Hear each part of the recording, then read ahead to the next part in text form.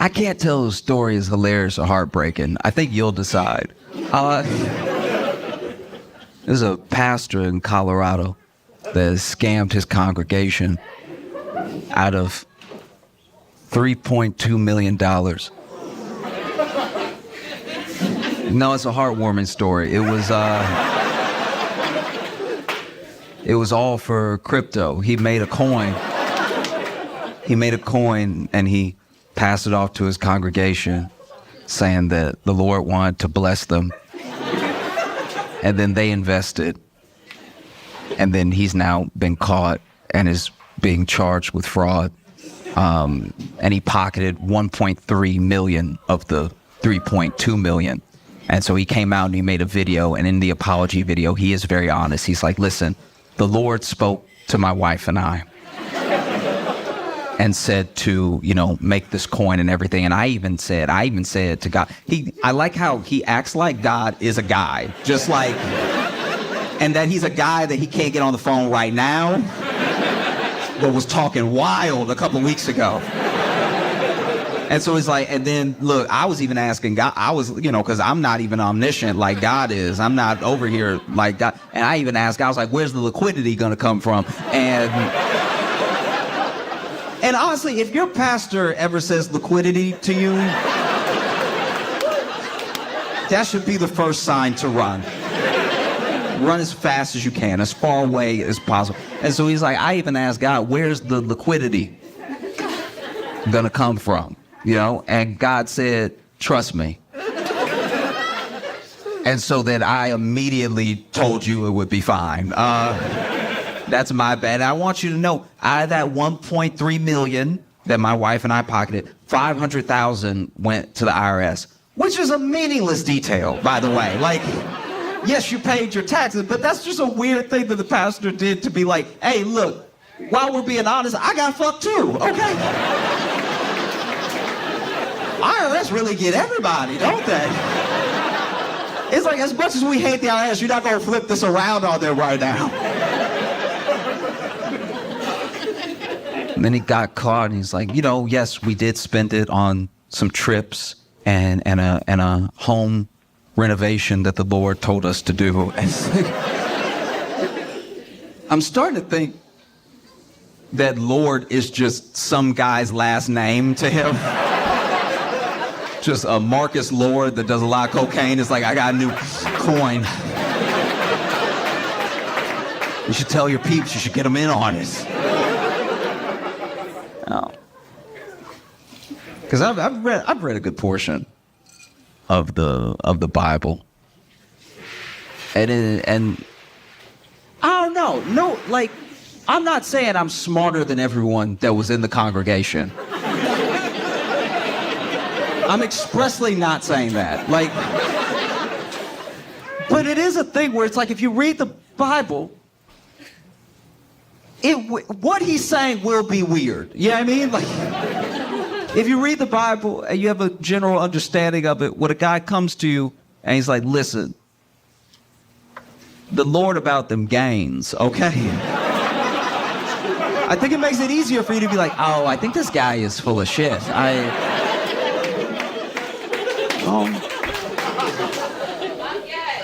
Thank you. But that's a scary thing, though, is that, like, there's a blurred line now, blurred almost to the point of being indistinguishable between, like, pastors and influencers. You know what I mean? Like a pastor used to be, at least where I come from, a pastor used to at least be poor. You know what I mean? When a pastor is poor, they're very easy to believe. Because you see how poor they are, and they're like, oh, you really about that life. Do you know what I mean? Like, it's like a poor pastor is like it's like a gang member that has been shot a few times, where you can see the lumps. And you're like, oh, you're really dangerous, okay. A pastor that's poor makes a more convincing argument. Because even when you try to check their work, you're like, if nothing else, even if they are absolutely out of their mind, they at least believe this because they're willing to dedicate their whole life to, and to it exactly, to it only, right? To whatever mission they feel like God has led them to. They're willing to focus solely on that to the point of being completely removed from the world, right? So any worldly thing doesn't affect them. They have no interest in it. They're only focused on whatever the thing is. Maybe it's helping people. Maybe it's spreading the word. Maybe it's knocking on doors at 6 a.m. or whatever they feel led to do. And then a rich pastor has a more alluring argument. Because a rich pastor rolls up in a Rolls Royce in a $10,000 suit with a $200,000 watch and a pinky ring. Like, the amount of pastors dressing like pimps needs to be talked about.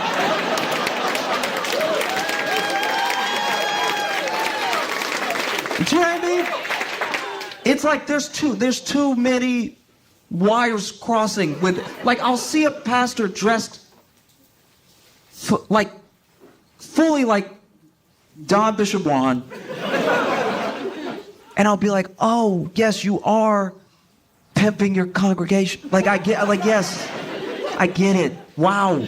And in their faces too, you're brazen with it because you dress rich in front of them and they're poor to make you rich. And wow, that is ballsy. Maybe you do have God's protection. That's crazy that you're going to do that in their face. And then you tell them what you buy. If you see these televangelists, they tell the people what they bought with the money that they said was going to missions and to... Because when the plate is getting passed around, it's so that we can help the poor and that we can spread the word and that we can, sort of build up the church to have things for you as a community. One of the only reasons to have church is for a community. It doesn't even have to be fully like-minded people. It could just be people that you feel like safe and in communion with. And so, yes, sometimes everybody pulls their money together and then they're like, what would be great is a rec center for the kids. And then a church will put all their money into building a building that could be a rec center for the kids so that they don't get in trouble. There are lots of things and ways that churches spend money that I do think are good. And so when I see like a mega church's facilities, I'm not immediately skeptical. It's when I see the person and he's dressed so much like a pimp. Like, I cannot stress this enough. It is full pimp outfit. Like, it's to the point of tacky. Like, we're not even talking about just because he has a suit. I'm talking about he has like... They are all stopping short of a cane. Like,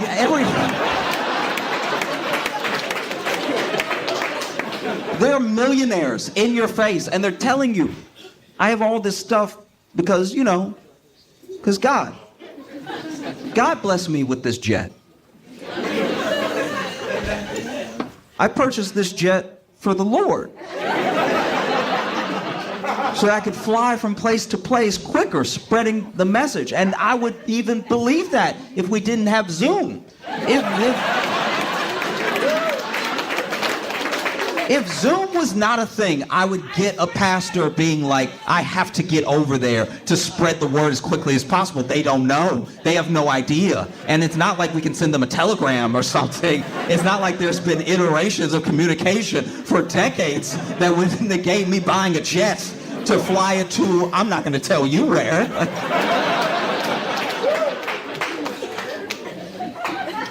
Like, how did we get here? And look, it is probably, it's probably an easy thing to have happen. It is. It's probably, I think that I'm trying to be gracious for a second. I really am. I'm trying to extend an olive branch for a second and just, no, just hear me out. I do think that there's something that speaks to these pastors, but I think what has happened is that they have mistaken God for their intrusive thoughts. Do you know what I mean?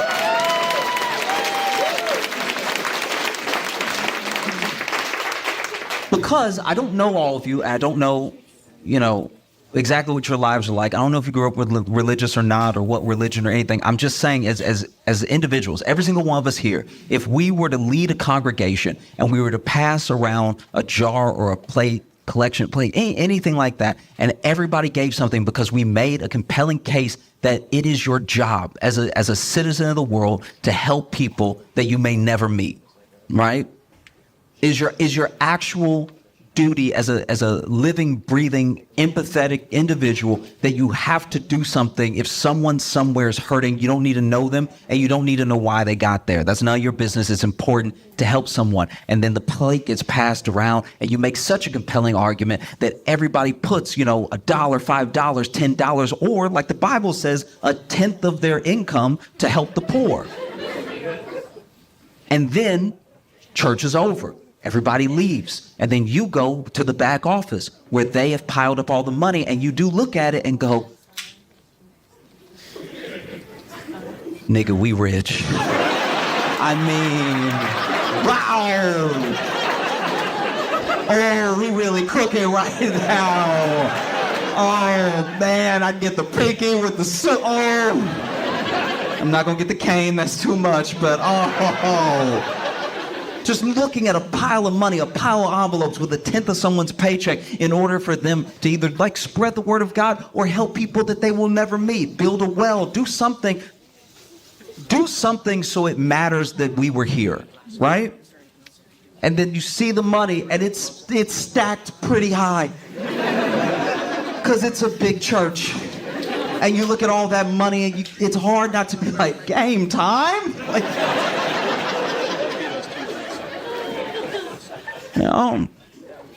That's a tough thing. A friend said to me today, because I was telling him about the story, and he said to me that if churches did what they were supposed to do, we might not have much homelessness. You know what I mean?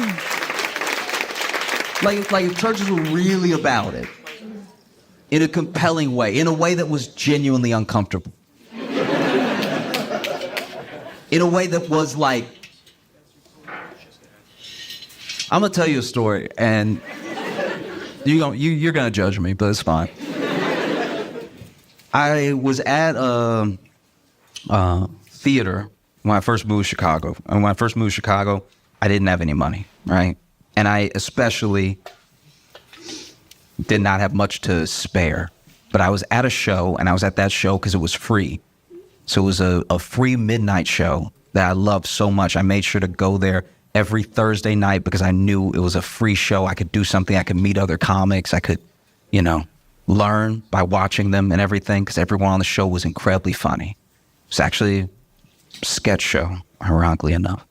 And there was a person that came in, and she came in and she clearly had nothing, right? Her clothes were torn and everything.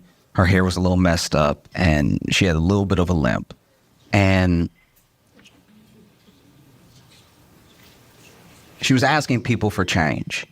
And you got to remember, this is like a kind of swanky place. Like it has a little bit of that underground grunge feel to it, but it's also like a nice place with a nice bar and everything. And so everybody was like, no, no, no, no. And everyone was varying degrees of like just ignoring, politely saying no, being aggressive, get out of here sort of thing. And then someone came and they asked her to leave, right? And so I see all that happen. I'm sort of sitting in the back towards where the showroom is. And then this was all happening towards the front. She didn't get far in. I watch the show, and I'll be honest, I didn't really think about her while I was watching the show. I was thinking about what an incredible show this was, how thankful I was that it was free and everything. And then the show lets out. And I guess because a couple hours had passed, she gave it another try. So she came in, she was asking people for change. And once again, it was varying degrees of not looking at her, asking her to leave them alone and everything, politely saying no. And so then I had about like $3 in my pocket. And so I saw her the second time, and I felt so bad about how the first time went and that I didn't do anything, that I went ahead and I gave her the $3. And when I gave her the $3, she took it and she looked at me and she said, "Oh, thank you so much." And then she jumped and hugged me tight. And what should have been a sweet moment was mainly just me being like, "Oh my God, oh my God, oh my God, oh my God, oh my God, oh my God, oh my God, oh my God, oh my God, oh my God, oh, oh, oh, oh."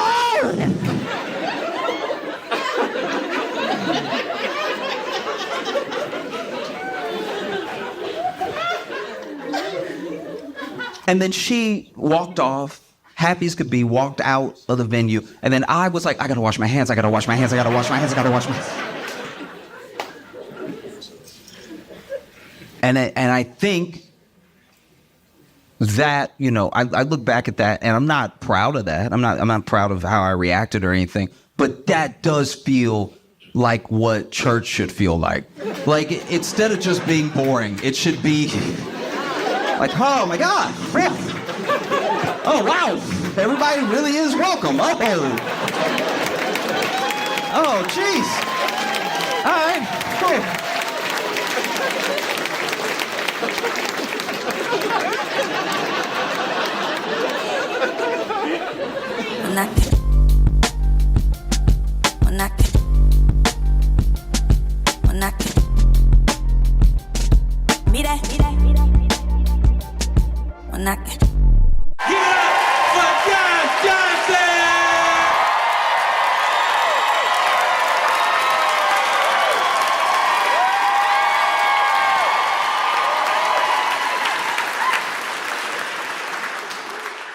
It's awesome to be here with you in Calgary. I appreciate y'all so much.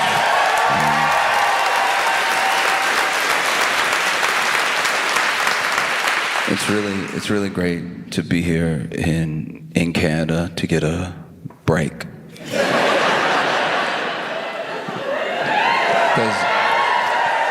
Because when you live in the U.S., you like live there. And it's like all the time. Like you there like every day. Like unless you travel, you there every day. It's all happening all the time. You have the notification on your phone. It's bad. It's every day you wake up, you're like, oh, again. No, it's rough. It's not the best time. It is not great right now. You know. And I'm impressed by you all because you all keep up with your news and our news. Like, you know what's going on here, you know what's going on where we are and stuff. And yeah, I know that you're probably concerned because you read the news and it's close. But trust, we are more concerned because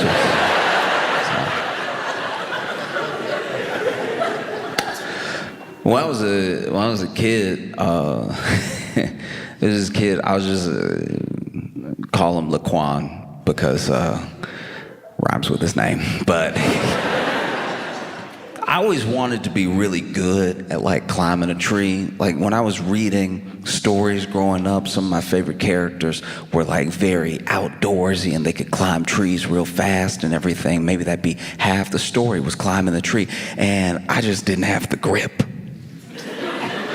Out of fear of heights, I would just slide down. I didn't have it like that, but Laquan was fast, was like, you know, up here, and just knew like where to put the foot to get the hand, to just had like an awareness of everywhere that his body was, you know, and he was able to get really high. And then one day I was seeing a neighbor. The neighbor was like, "Did you hear about Laquan?" I was like, no, I didn't hear what happened. He was like, "Oh, he fell out of the tree, you know, and basically he got really high, but then a branch snapped, and so he had fallen, and then he bounced a couple times, and then he bounced between branches and just kind of hit you ever played pinball? He basically did that all the way down to where the actual final landing was pretty soft, because every branch before that really broke his fall from what would have been a dangerous fall was now more of a plop with several lumps all over his body, right? And hearing that story was like painful, because the kid that was telling me about it was there, so he was describing it in great detail. He was like, and then he was like, boom, and then he was like, boom, and then there was one branch he hit, he was like, oh, boom, boom, boom, boom. And hearing it was like jarring, you know? I can only imagine what it would have been like to be Laquan falling out of the tree. And that's what it's kind of like to be in the US, as you like hear.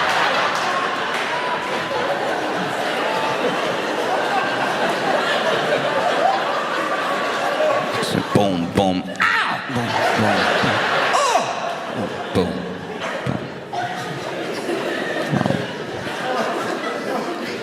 Because I try when I go to different places to read a little bit of their news. I have to admit to you that I am not like so internationally minded all the time that I'm reading everybody's news all the time. I'm mostly focused on the news where I'm at. But in preparation, coming to Canada, I've been coming to Canada off and on for the past 2 weeks, and I've been reading news of the places that I've been going to, and let me just say, truly, it has been so sweet.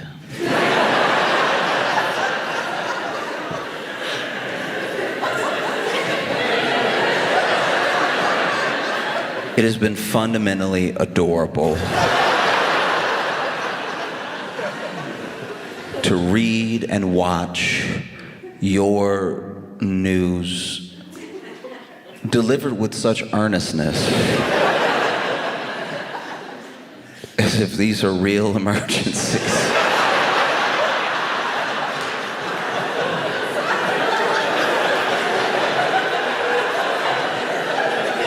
They're not, I guarantee they're not. To just...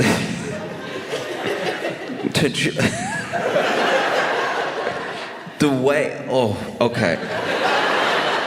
Even today, you know, I went to Montreal, I went to Ottawa, Calgary, and I was in Ottawa, and whew,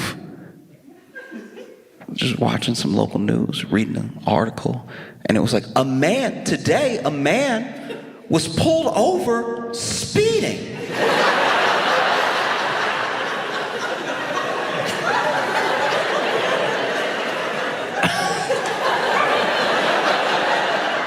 I mean, where are you off to in such a hurry, buddy?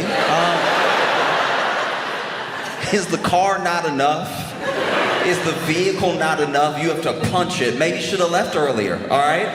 Maybe think about that. Think about your own safety of others, you know? Speeding.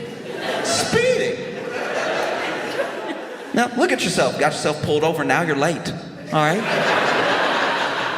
A man today was pulled over speeding, and when the police pulled him over, it turns out he had drugs in his vehicle.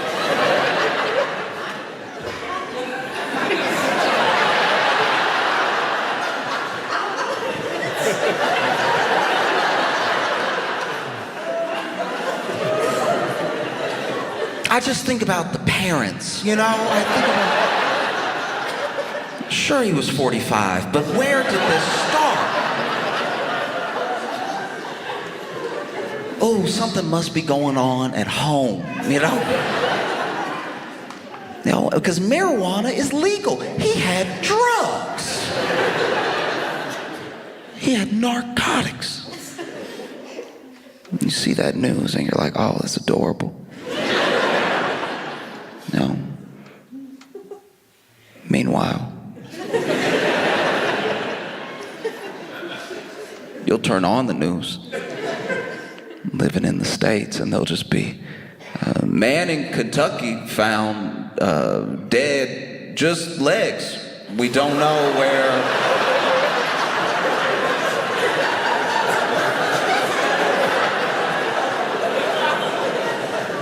We have no idea what happened to the top half. It is just legs.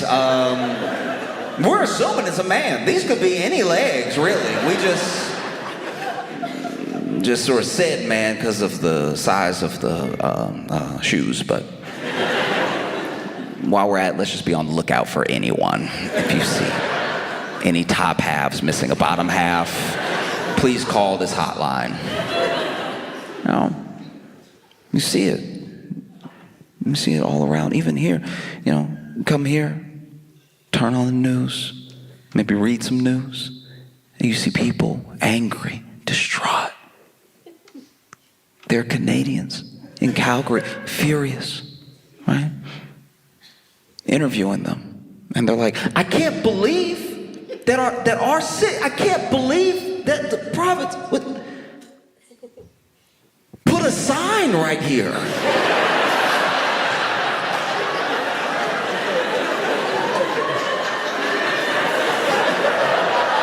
A sign right here, like a sign right here. I've parked here for years. What are they thinking? This is what happens when you lose connection to the people, all right?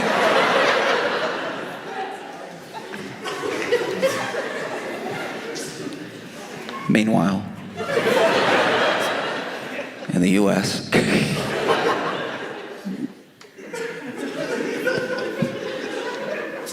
Trump has tried to defund Elmo.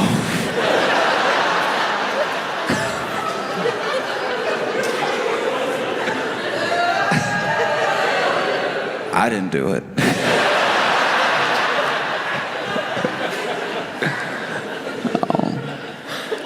No, it's up for everybody. Bert, Ernie, Cookie Monster, anybody can get it. Nobody's safe. And so you see, when you come here and you get a break, you know, you see people like upset about something, but it's not like an umbrella of an issue. It's just their issue. You know what I mean? There's just something going on with them personally. That's refreshing. It really is. As small or as big as the personal problem is, it's nice, you know? It's nice to be able to talk to someone and get a sense of what's wrong with them. They're not having a good day. They're not happy, very angry or upset, but you're getting something from them that isn't this thing that it feels like no one can do anything about, you know?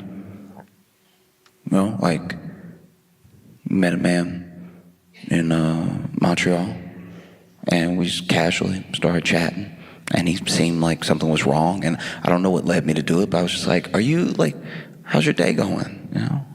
And he was like, she left. Meanwhile, in the U.S., if you ask someone how their day is going, depending on who you ask, depending on the state or city, you're gonna get a very different answer. But a lot of the people that I've asked, hey, how's your day going? Maybe I'm just at a store. They're ringing me up. I'm like, how's your day going today? And then they're like, oh, you didn't hear?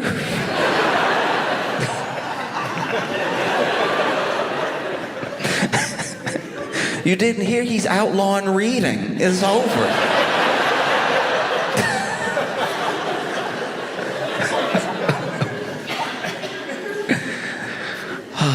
No, it's rough because then, you know, you have Trump wins. I know y'all saw.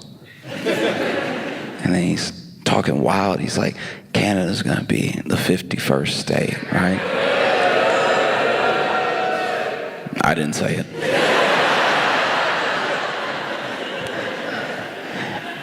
I do think, though, that one of the reasons, even the dog, even the dog. Dogs don't even have an understanding of, like, geographical boundaries or borders, and even the dog.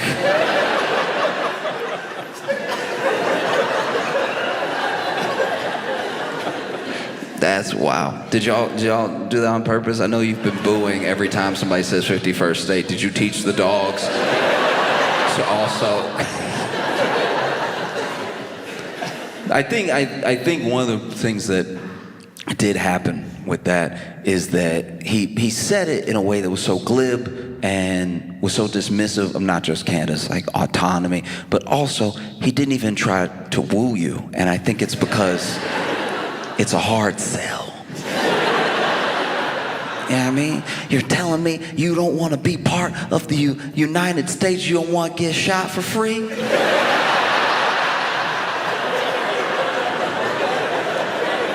No, in the U.S., let me tell you something. In the U.S., the United States of America, you get shot for free. You only have to pay to take the bullet out. That's... You don't want to have the health care you have now, but not... You don't want to... No. You don't want your 12-year-old to read at a 12-month-old level? Why? You know, I look around, I ask, why?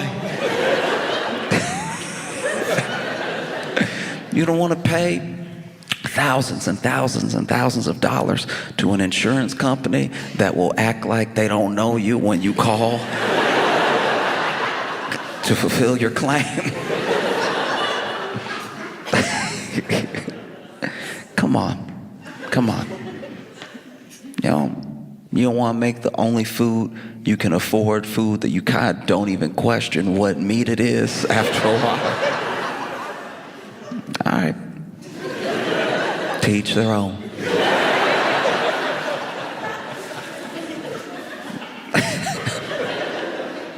You know, because look, it is a tough sell to be the 51st state. I don't think that it would really work, one, because of the things that we're used to, you know. Just in government alone, you have a parliamentary process. We have Congress, right? You have several parties. You have lots of parties to choose from. I say lots because we have two. So even three would be like, wow!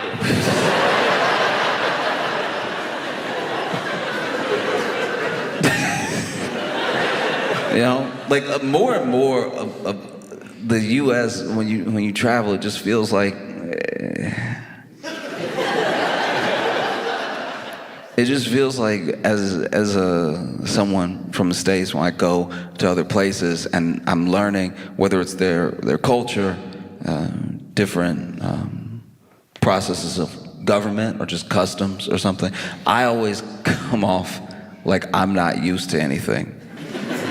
Like they took me on a date and I got to the table and I was like, salt and pepper.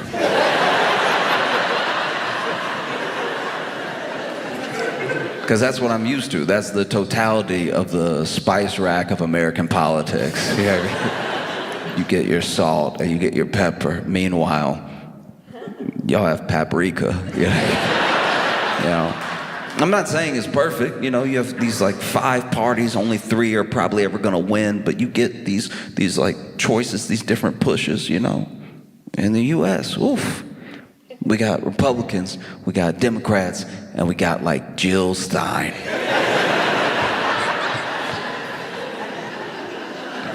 Like I've been learning about your parties. I really didn't realize how much deeper it went as far as like the seats and the majority, and that no confidence vote is a pretty big thing. That's crazy.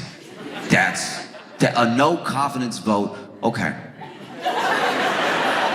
Look, because I found out about no confidence, and I was blown away. So basically, I know you live here. I'm not telling you what it is, I'm telling you how I found out what it was, right? Okay, so with the no confidence vote, which is basically, if I have it right, it's when you have your like leadership party in power, but everybody is like, they're bad. Like, this is horrible. I don't even know if they know what they're doing. And then you talk to them in interviews and they're like, look, we don't know, but we gonna figure it out. And so then you have no confidence in them. So then, you know, they get pushed to a no confidence vote. They get that no confidence vote. Then, you know, you have to rejig the government. basically have to be like, all right, y'all are not it. Let's get somebody who is it, right? And that, as like someone from the States, that blows my mind. That you can just not have confidence.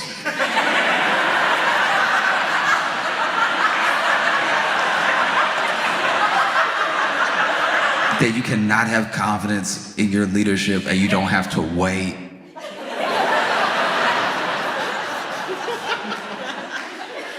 Because trust me, it's not just this election. There have been plenty of elections throughout my entire life where people voted, somebody won, and the confidence dwindled within about 6 weeks. And then we were like, oh, in 3 years and some change, you're gonna find out how we the people feel. I hope you're ready for that. No, I don't think you can get people who are a part of a system that has like a parliamentary process that has no confidence votes and then give them what we have in the US. I don't know if that would go well to be like, no, I know we voted for him, but that was a different time, and we didn't know that he was out of his mind. We didn't know that he was completely.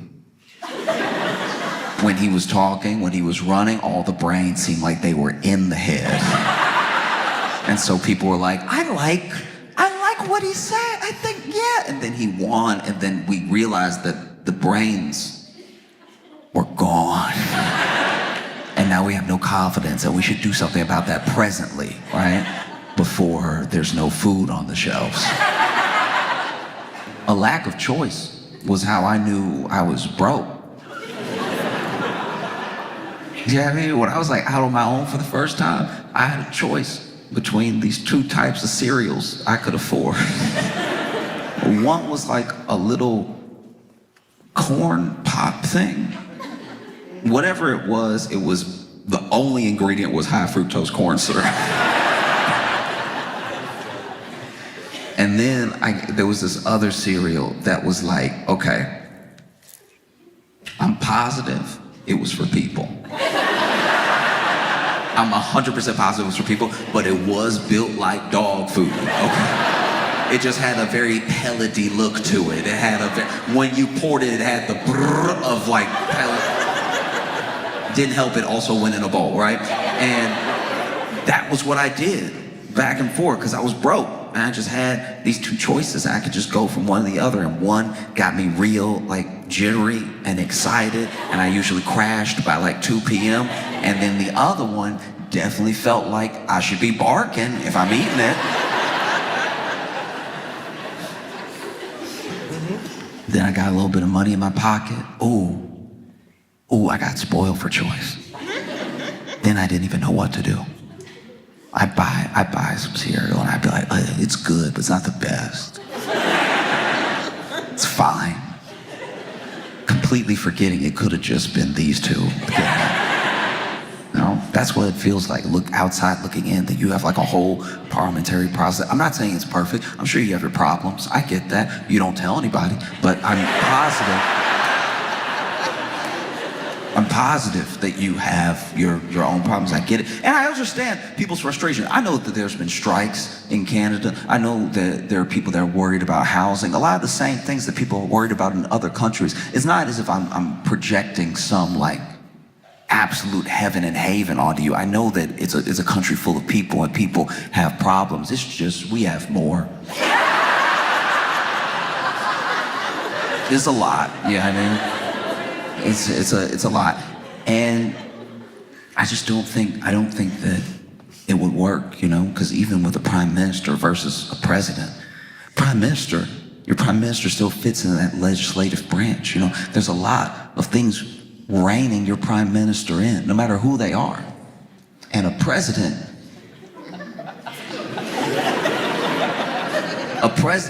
we're coming to realize by accident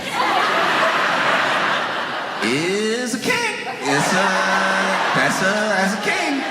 We thought we left, and we really did. We were like, we don't want a king. Get out of here, Britain. And Britain was like, all right,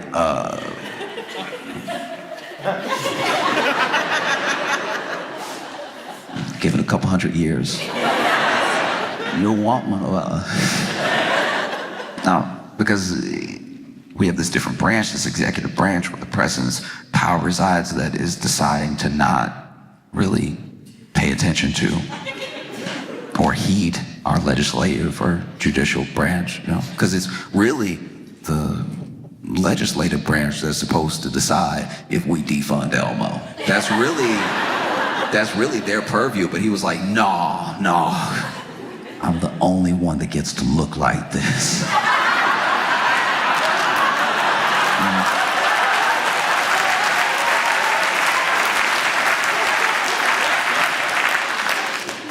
You most recently had a decision to make. You most recently had an election. And, I was here before the election, now I'm here after the election, and I was never gonna tell anybody what to do. I did, while I was in Montreal and Ottawa, tell people to just look across the fence. Just check if you like that. Because they always say that the grass is greener, but sometimes your neighbor doesn't have grass. Sometimes it's just a Buick on blocks.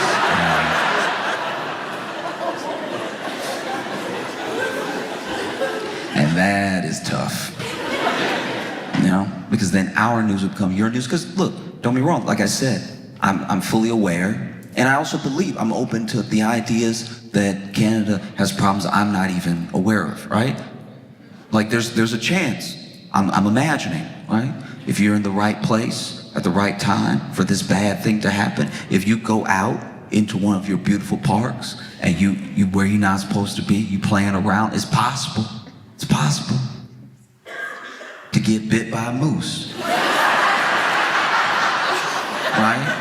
It's not all roses and bubbles over here. You can really get got over in Canada, right? You could get bit by a moose if you put yourself in that situation, if you really stay in those neighborhoods, you know what I mean? If you're really trying to live that lifestyle, that's what comes with it. But trust me when I tell you, you're not ready for daily U.S. news. Sure, you could get bit by a moose here, but just the other day, a man used an alligator to rob a liquor store.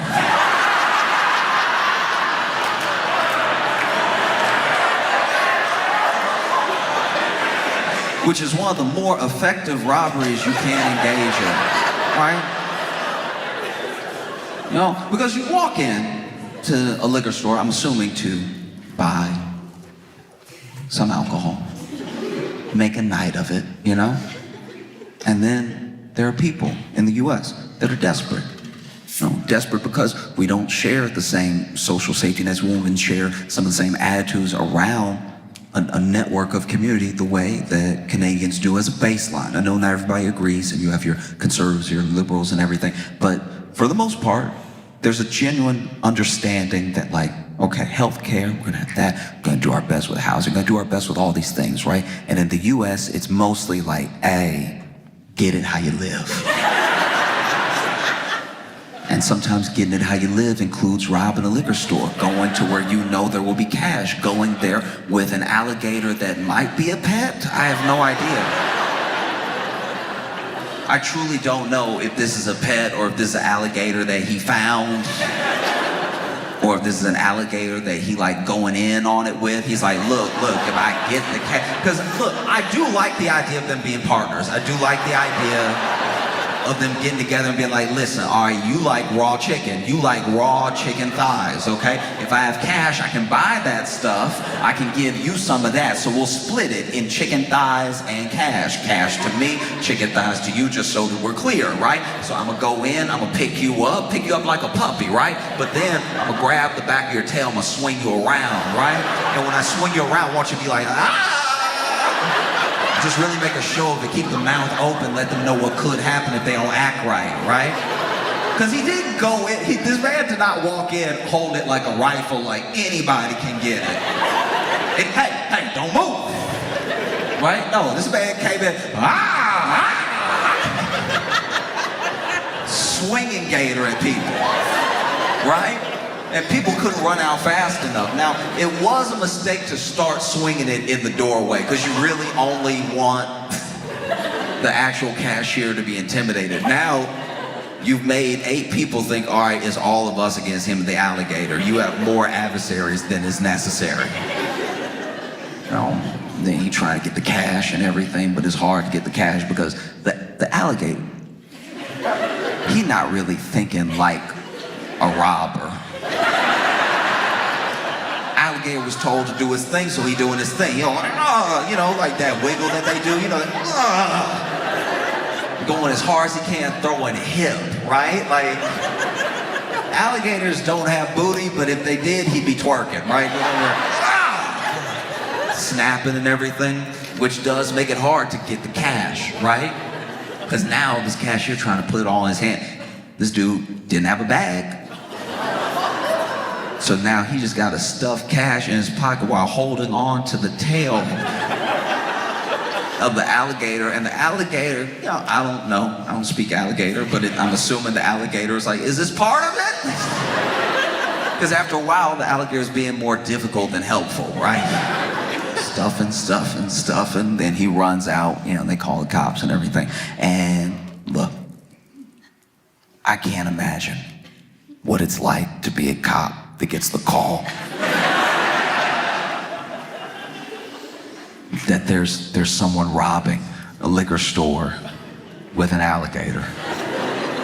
I'm sure those cops were like, couldn't it just be a gun?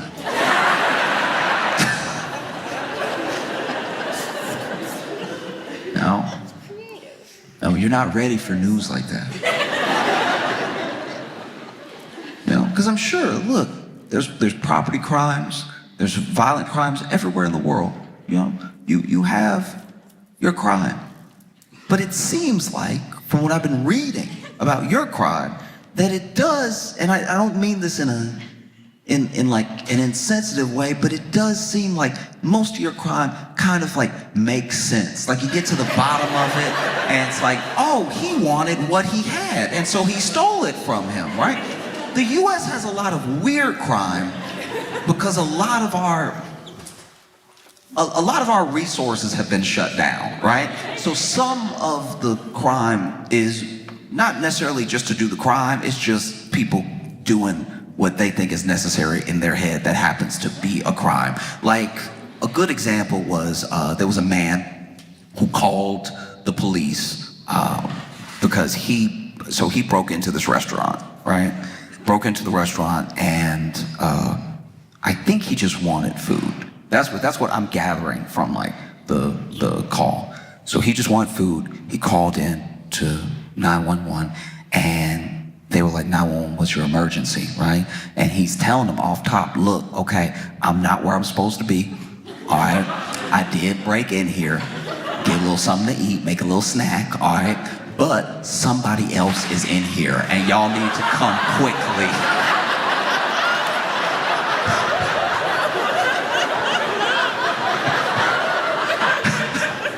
Like, I'm all for a little burglary, but somebody in here being weird, like y'all need to come for real. Oh, I'm scared. Oh, please come arrest me. Because this is my thing as well, is that Canada would only become the 51st state by legislation or by force. It's not going to happen by legislation because even if the more conservative counterparts of your government really wanted it, the people have made clear that they don't want it, right? And so then there would be steps taken, there'd be no confidence, there'd be all these things to stop that thing from happening. And the one thing that I don't think people are counting on is even if there was an attempt to do it by force, people think that Canadians don't fight. But your favorite sport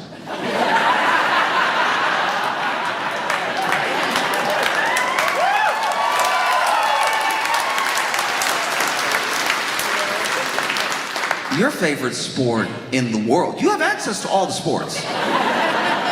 You have access to all the sports. I understand it gets very cold here, but the one that you picked was the one where a fight could break out at any time.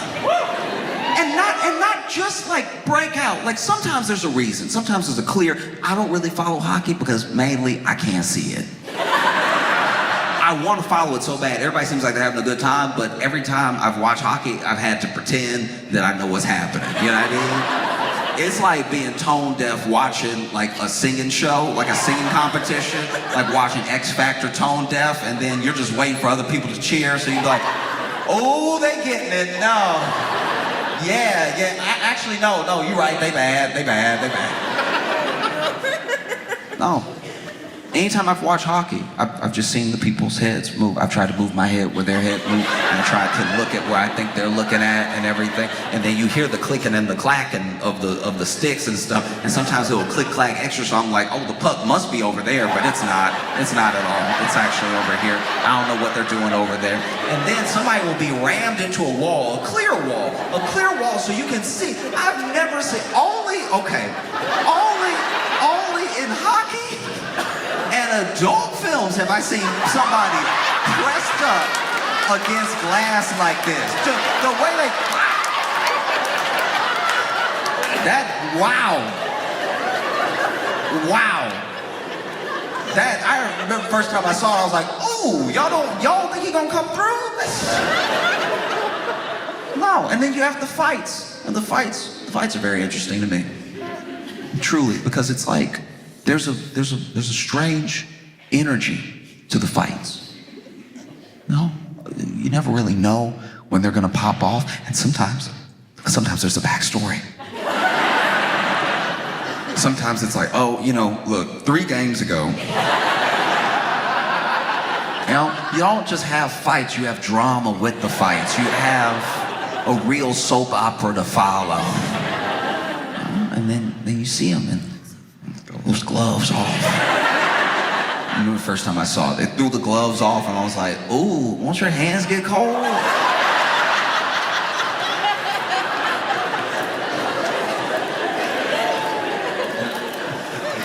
And then they go swinging each other. And then what I really love is they grab the jersey for leverage.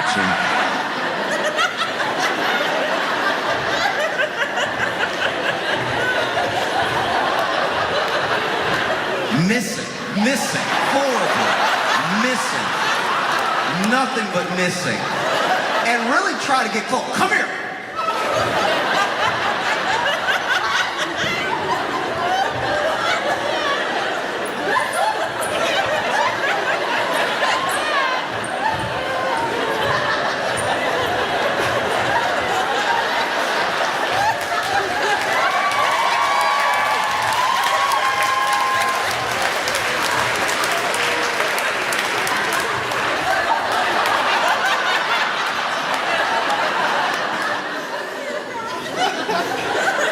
Missing.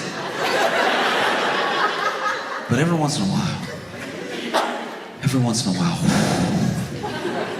you get somebody with incredible balance and hand-eye coordination.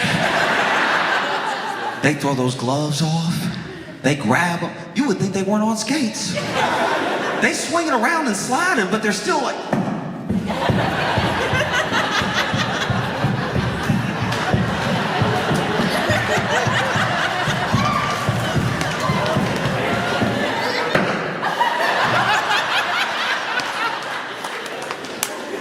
Incredible. Anytime, anybody can get it. Incredible stuff. People really believe that Canadians don't fight, that they don't have fight in them. We didn't know you had booze, But I knew because a while back, I saw a news story that took place in Canada, trying to be international.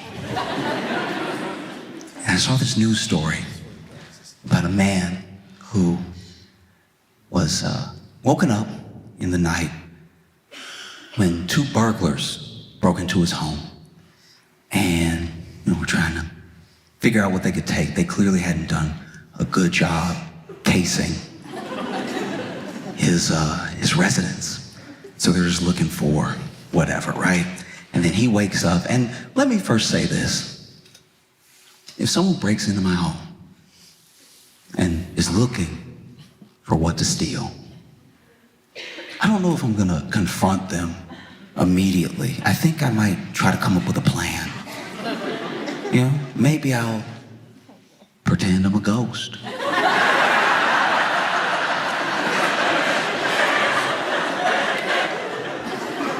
They break in, I go to the closet that's closest to a vent. I'm like, spirits live here, y'all better stop, you're gonna have to return it or something, like, you're gonna be haunted. You don't wanna be haunted. I don't care how big you are, you can't fight haunted. Everything in here cursed. You don't want those problems. Maybe that doesn't work. Maybe they're not afraid of ghosts. Maybe they don't believe in ghosts. Maybe they know it's me. Plan B. I'm act like a bigger man. They haven't seen me yet. Lean around the corner. Hey! Hey, don't make me put my killing shoes on. Yeah, you lucky I don't have my shoes on, right? Because if I put my shoes, everybody dying in here.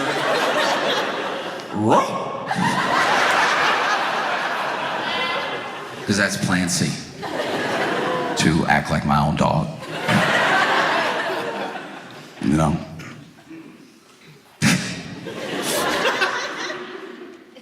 Lean into my phone, make a recording, put on the ground, slide it down after I hit play. That way they think it's behind them.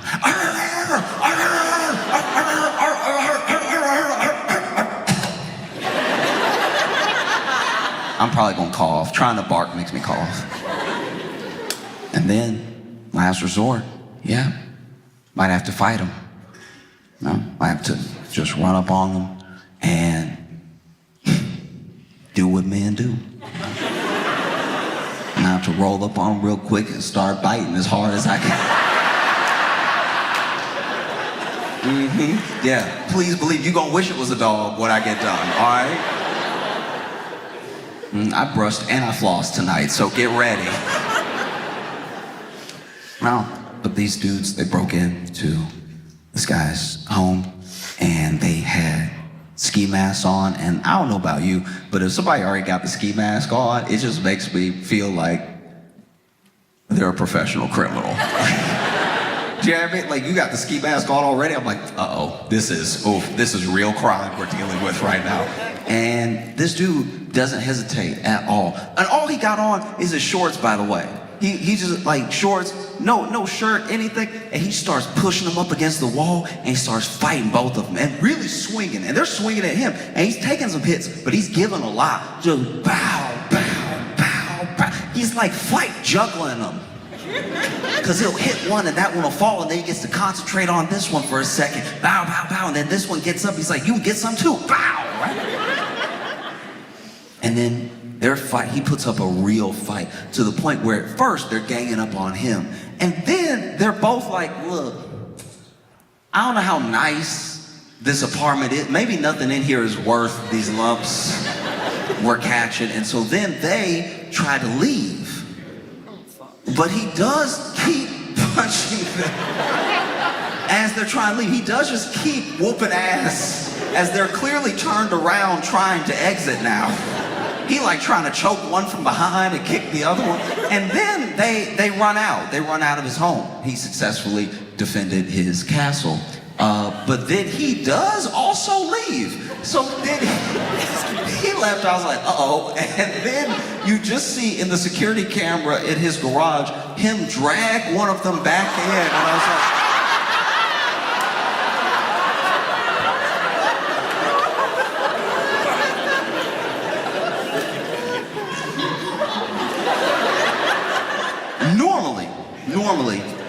in the U.S., there's a sentiment around this sort of thing. Like, there's warnings. It's like, you know, there's yard signs. Don't come unless you're armed. Blah blah blah. Like, there's a very frenzied passion. There's a fever dream in the U.S. of legally being able to kill someone that comes into your home.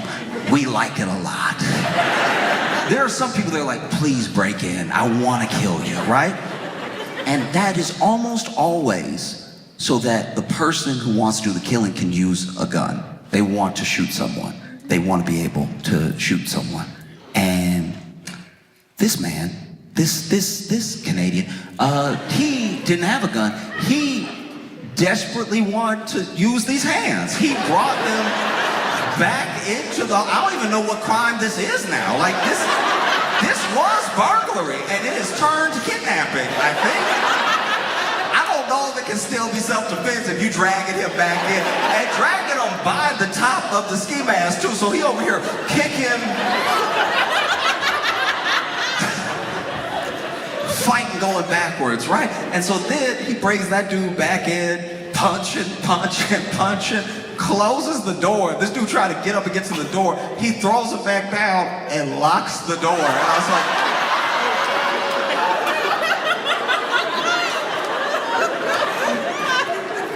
like, y'all done accidentally broke into the devil's house.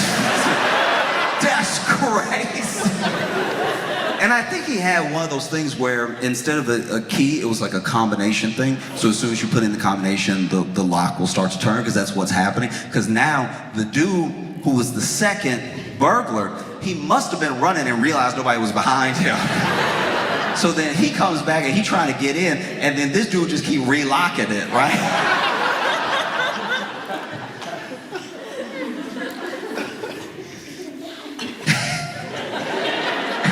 So then finally, you know, this dude just manages to get the ski mask off the guy, so now he sees his face. Now his face is on the camera and everything. But then, I don't know how well this burglar could fight. It didn't seem like well at all. But he does finally, like, create like a little butterfly situation with his legs, which destabilizes the homeowner. So that guy falls to the ground. Then he goes for his own takedown on the burglar, but the burglar swings down, sits, and just has him in like a headlock, but not a headlock that's like effective. It looks like a headlock just so he can catch a break.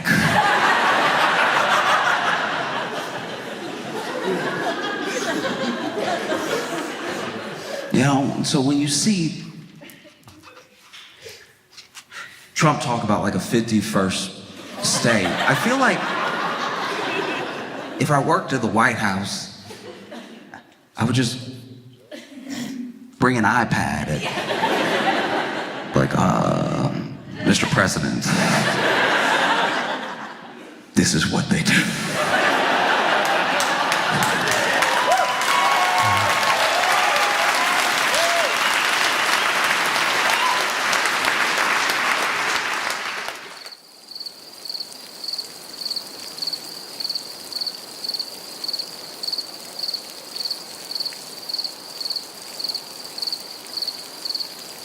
Philadelphia, please make it loud for Josh Johnson!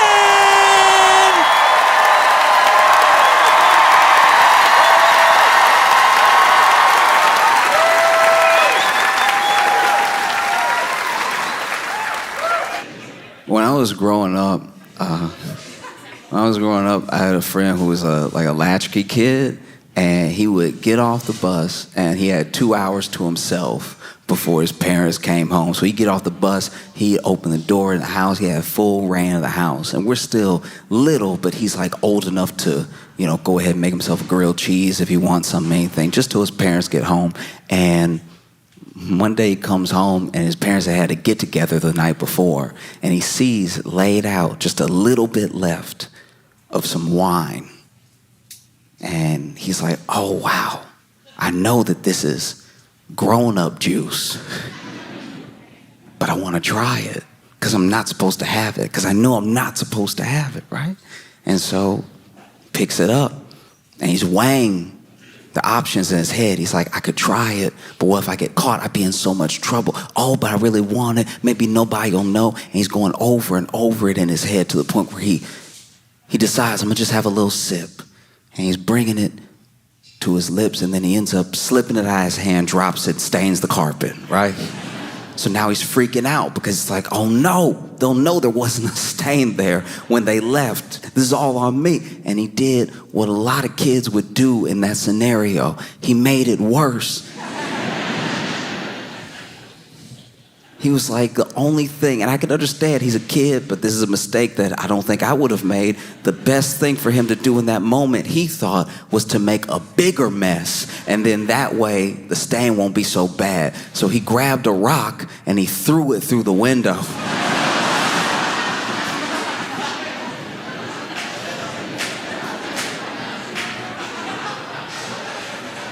Which was a huge mistake because he went outside to get the rock and then threw it from inside outside.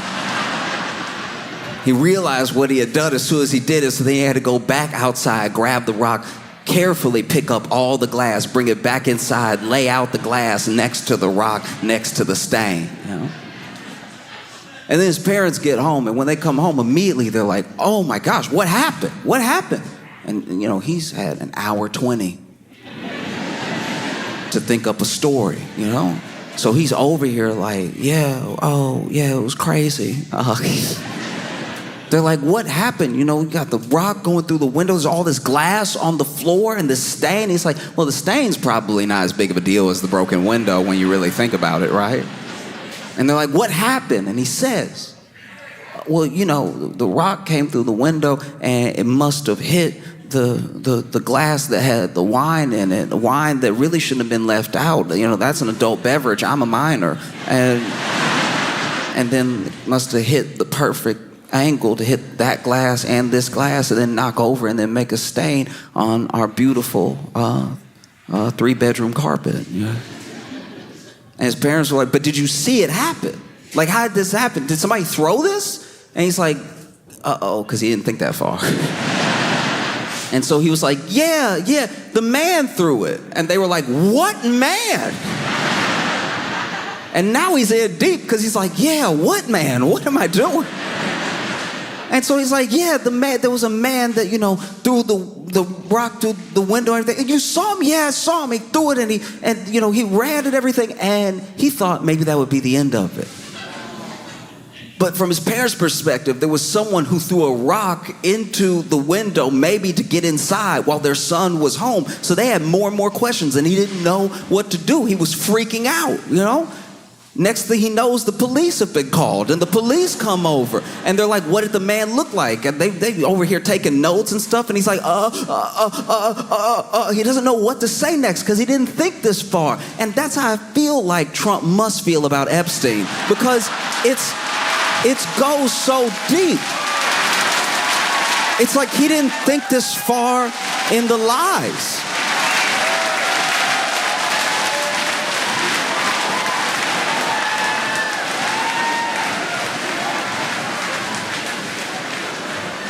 Like he just didn't account for it. He thought he could make it quiet, you know? It's not gonna be pitched as a direct and absolutely direct order from Trump, what the DOJ did, but the DOJ came out after interviews saying, oh, there's so much information, we're just trying to figure out how to put it out there in a way that's clear. Oh, there's so many files, there's a list of names, there's logs, there's a client list. After saying all this stuff in the media, the DOJ comes out and says, actually, the investigation is closed. We're not going to be prosecuting anybody else. And I think we got to the bottom of it. Thank you for your attention to this matter.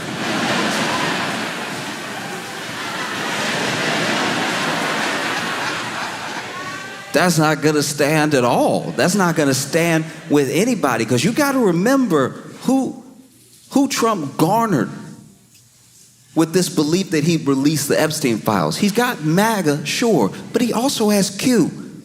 Nobody talks about Q anymore, but they're still around.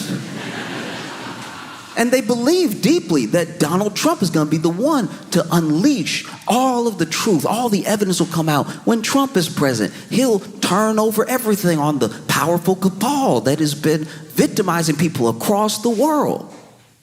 And then he's like, hey, yeah, there's no... And I think he thought that he could really bury it, that he could truly bury it. But he's wrong. He's wrong because there are a lot of things that he didn't account for. There are people that Trump controls. There are people who he orders around, and there are people who blindly follow him, sure. But he didn't count on things like Jeffrey Epstein talking before he died to a biographer for like 100 hours, like just a ridiculous amount of time. I have friends I don't think I've spoken to for 100 hours. 100 hours, you probably say a lot of nothing, and you probably say some pretty interesting stuff. Those 100 hours of conversation is how we know that Trump and Epstein were tight for years. Well, even Epstein said he knows some of the inner workings of the White House because him and Trump would just chop it up. You know what I mean? That's heavy. That's a lot to try to sidestep. And Trump's been making mistakes this whole time. Even when Epstein died, right? Epstein dies, he was in jail and he passed. Who can say how?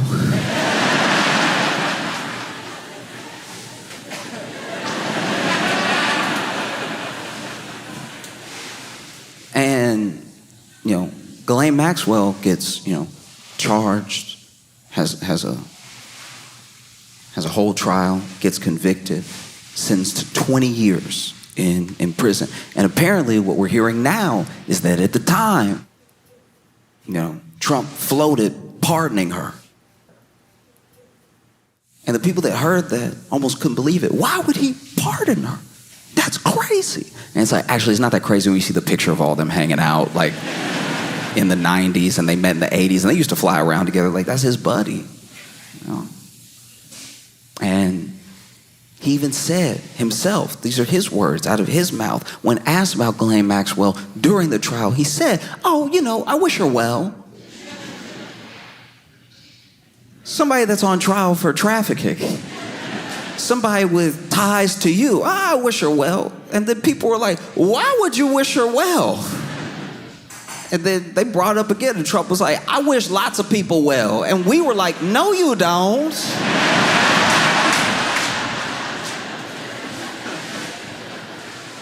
I've been watching you the whole time. I don't think you wish anybody well that I've seen. All you come up with is nicknames.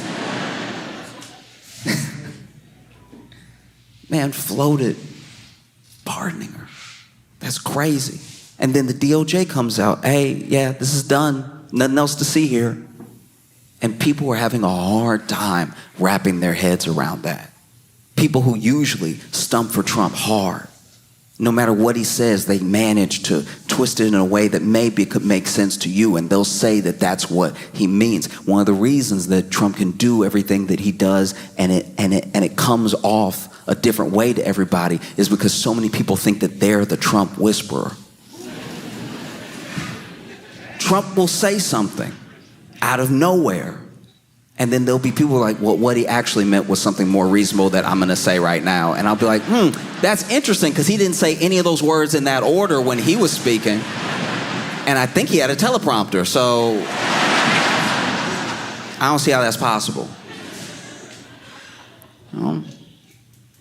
And so everybody thinks that they can be the Trump whisperer, and it's just not working this time. You see people trying to come up with why Trump, why the FBI, why the Attorney General would all of a sudden, what feels like out of nowhere, try to shut this whole thing down, right? Alex Jones, of all people, saw what the DOJ did, and he made a video crying. I think it's very important. When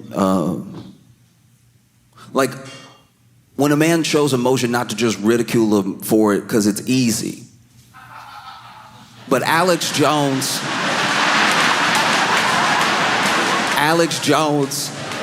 cries weird. Alex Jones cried weirder than anybody I've ever seen in my life. I don't wish anything good for Alex Jones, but to see him cry felt like something happened to me too. Like it's, Alex Jones is up here like, folks. Like his eyelids were doing sit-ups, crying. I'm sick to my stomach, and I just can't believe this thing is happening. Wipe your face, dog. Like.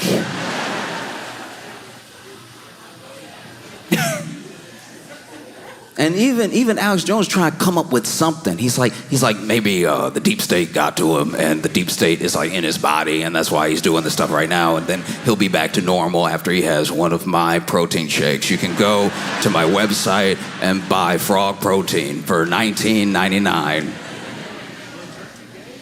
No, it was crazy. Because Alex Jones, you gotta remember, this dude is a proper conspiracy theorist. Old school. There's something deeper behind everything at all times. And I'm not talking about like chemtrails. I'm not talking about like government operations. There's something deeper behind everything that happens all the time. Hillary Clinton went on The Tonight Show. Pretty sure this was on The Tonight Show, and she was trying to open a jar of pickles, right? I don't remember what the bit was, but that's what was happening. And Alex Jones pulled it up, and right after she opened the jar, he was like, you see?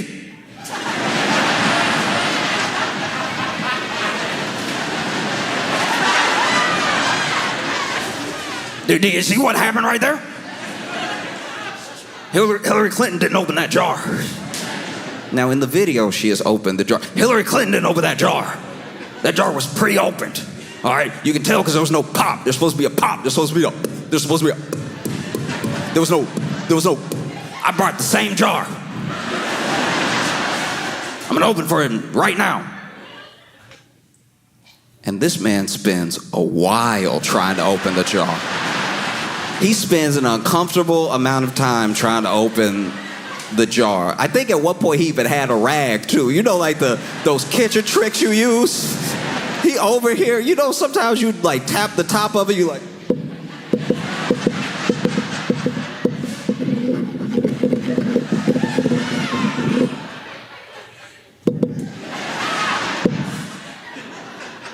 And he's like, I can't even open it right now, folks. That's how you know this thing right here, she didn't open that jar. So imagine Alex Jones on Epstein. You know? I just think about the way that MAGA has been reacting, because it is a full-on revolt. Truly, it's a thing that they cannot fathom is happening. Whether it's Q, whether it's MAGA, or whether it's just people who have been following the Epstein case from the beginning. Because you got to remember what Epstein stands for. He is the ultimate boogeyman. He is the ultimate beacon for people that believe that all the elites are in on something together. And it's easy to make him that because he had an island, billionaires were flying around, people went to him for tax advice and for law advice. He was this financier, even though I don't think he had a law degree and he wasn't a CPA. So it's like, what are you doing with people's taxes that you helping? And so this dude, he represents a lot. He stands for a lot in conspiracy theory world and in just the regular world. This is someone who has ties to billionaires, to royalty, who come to him for horrific acts. And now you're telling us, there's nothing else to see here. There's nothing else to see between, me and him especially. There's nothing. Don't look. Stop. Stop. Stop. Stop. And so then Trump, for his part, is watching this whole thing go down, and he's watching people argue about it in front of him, people who are, in his administration and on his side, argue about the best way to handle it, going back and forth. Pam Bondi, Dan Bongino, Kash Patel, all names that sound like they're about to be called down on The Price is Right. Like, all three of them are constantly going at it because then, Bongino is upset with Pam because he thinks that Pam overpromised and underdelivered and everything. Why would you even say that this stuff was coming unless you had a plan? You were just talking in front of the camera. And then Pam is going back at him, and Trump's watching this whole thing. And then in a press conference, they even asked him, they actually asked Pam Bondi a question about the tapes and the DOJ's memo and everything. And Pam Bondi was ready to answer. She was about to speak, and Trump interrupted her. He's like, hey, look, are we still talking about this guy? Like, no, like what? Like, why? Like, years? Like, why? Like, everybody's talking about this dude. Like, what's the point? You know what I mean? Like, it's just, I mean, I'm sick of this for you, Pam. You don't even feel like answering, do you? And Pam didn't catch. She wasn't quick enough. She was like, no, I don't mind answering. And I know Trump had to be sick when that happened. It's like,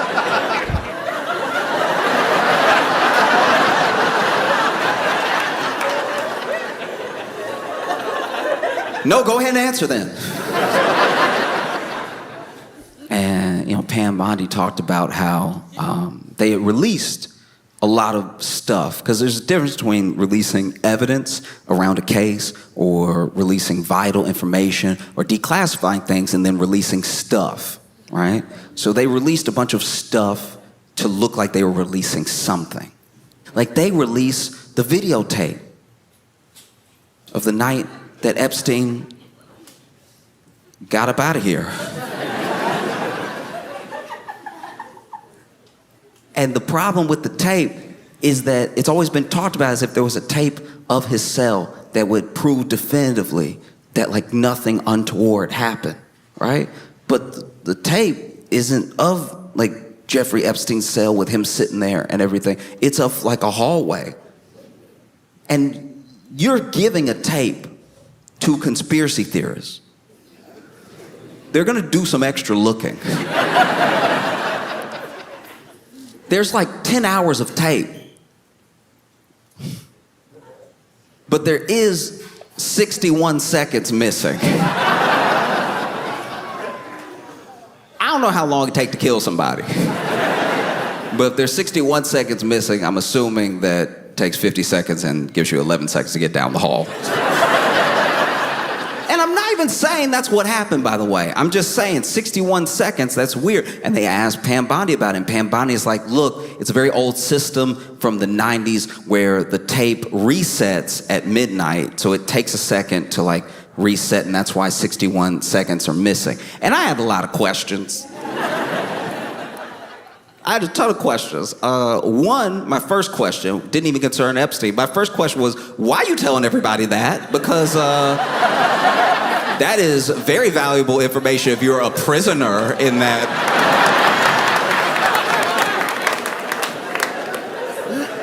Because you know what they play in prison, the news. You probably sit there in Gen Pop like, wait, it what? Every day?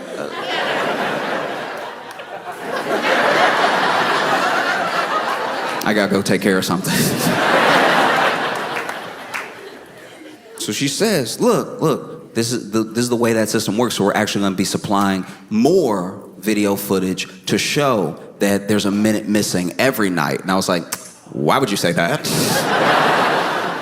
The people in prison can hear you. But also, that's a pretty bad system. It was supposed to be watching somebody, and it takes a minute to blink. That's pretty wild. That it's just gonna be missing every day, and you're telling us that like it's not an issue at all. Felt crazy to me. And then they release the video, and then people go digging, they go looking, and one of the things they find is that the video has been doctored. Somebody at some point ran the video through Adobe Premiere and did something. And I'm not saying, look. I'm not saying there's anything wrong with Adobe Premiere, all right?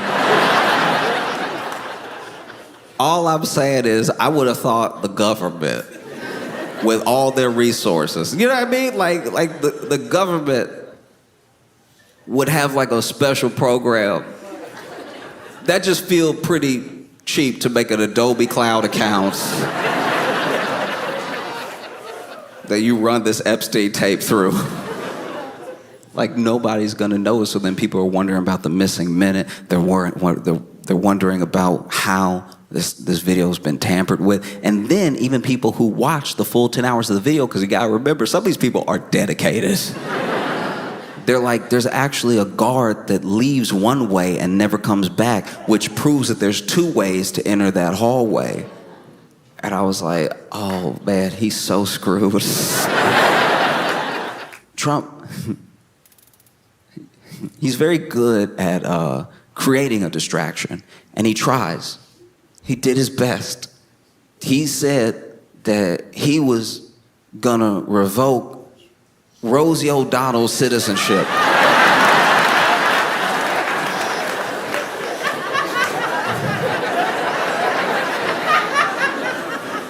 On any other day in American history, that would be a headline. Any other day, that'd be wild. And look, Rosie O'Donnell and Donald Trump have what I think is now like a 20-year feud going on, which is absolutely insane. The President of the United States has the ultimate and deepest beef. His arch nemesis is the actress from Harriet the Spy. That is mind-boggling. The leader of the free world is ready to have it out at any given moment with the voice actress from the main gorilla in the Disney movie Tarzan. The man with his fingers on the button for the nukes has a deep hatred in his heart, decades long, for Nickelodeon Kids' Choice Award winner Rosie O'Donnell.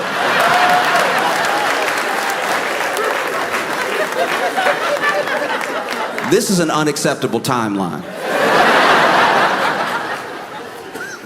That is crazy. I don't even know what Rosie O'Donnell did that day. Like, I don't know what even brought it up. But he says, you know, I'm thinking about revoking Rosie O'Donnell's citizenship. If Ireland wants to keep her, they could have her. And any other day, this would be the story. He knows that. Who knows? Look, I'm of two minds about this thing because it is clearly a distraction, so I don't want to spend too much time on it. But I'm of two minds about this thing because, one, obviously, there's a world where he's just like saying stuff to say stuff to like swiftly like move the news cycle in another direction, and he may not do anything. But the fact, as a sitting president, that he would even muster up the corner of his thumbs to put that into a phone to go out to the world is so deeply insane. Because this thing that he's doing now is not just a step too far, it's the entire field too far. Rosie O'Donnell is an American citizen, a citizen. And so if he can do that, then truly, 100%, without a doubt now, nobody is safe. What started this whole like immigration, fear-mongering, you gotta remember, because you have to understand, as a platform, people have been running on it as long as there have been, you know, green cards and immigration programs. Oh, is it a little too much? Oh, we don't like what it's doing to the landscape of our neighborhood and everything. And people have won votes on it. That's nothing new. But what's turned is the way that people are openly nasty and disgusting about it. There's always been racism in it. It's mainly what it is, you know? Because if you really cared about people coming over the right way, the legal way, then you would make the right way and the legal way clear, and you wouldn't kidnap people at their green card interviews, and you wouldn't have like mass people picking people up after baseball practice, okay? If that's what you cared about. And you also, you know, you've structured this thing to make these people seem like monsters.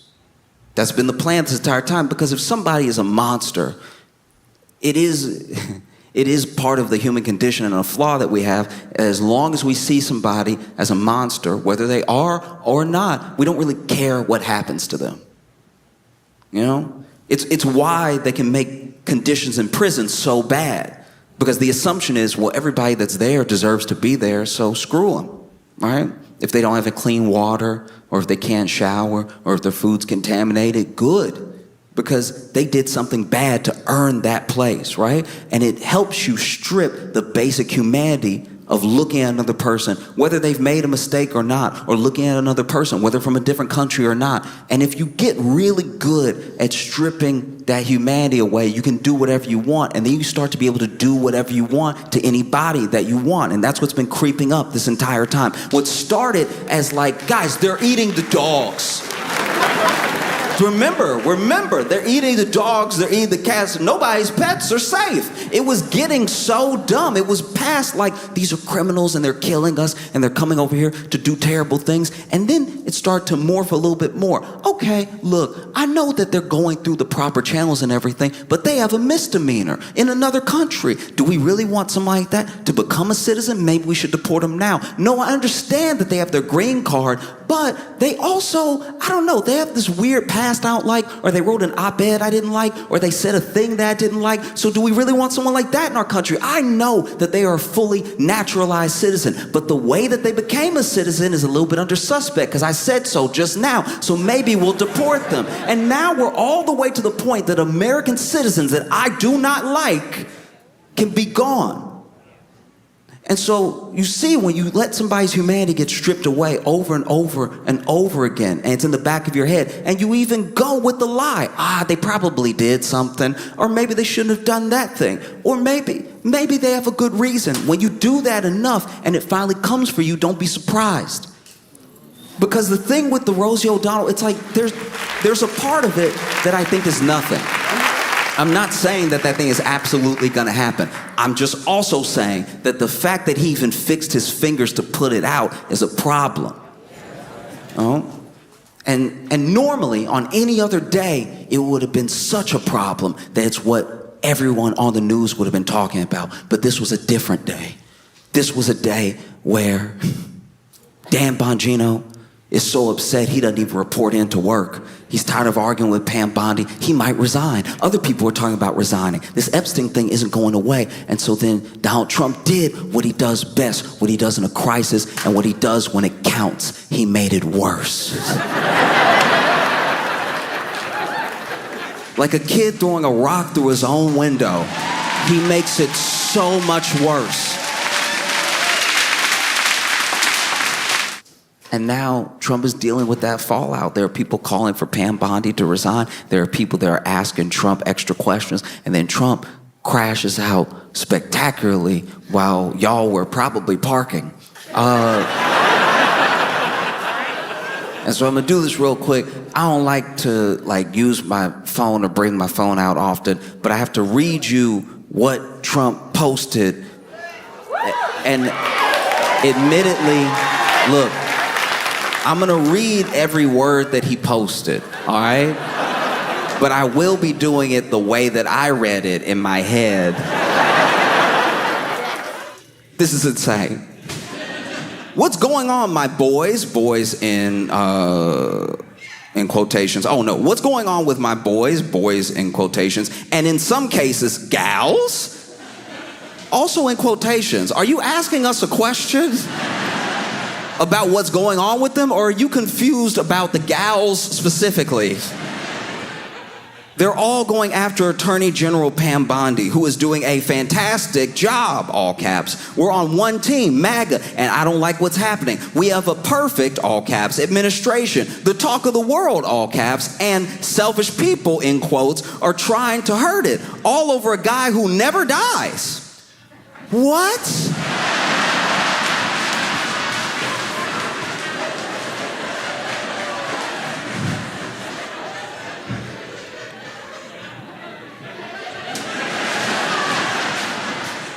I'm not saying that Trump killed Epstein. I'm not saying that at all. I'm like specifically not saying that. I need you to understand that I am explicitly not saying that Trump killed Epstein. I'm just saying that if I was like driving in my car and I hit somebody and I somehow got away with it, but I saw them every time I closed my eyes, I'd be like, this guy never dies.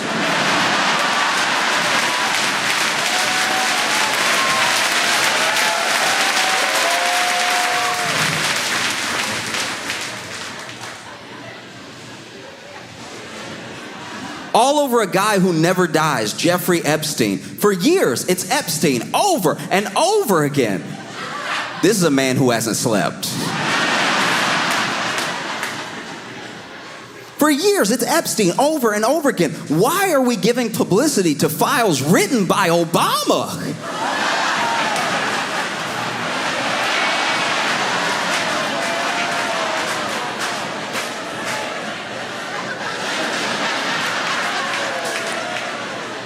You know what's so good about files written by Obama is that Trump was sitting there knowing he know Epstein. Trump knows Epstein so well. They were friends. Trump lived so close to Epstein in Florida that Epstein had to knock on his door and let him know he was on the sex offender registry. Like, that's how close they lived together. He knocked on the door, was like, hi, the court has ordered me to notify you that I'm in the area. I have been convicted of a few crimes, and I left my suit jacket over here last night, so. That's crazy.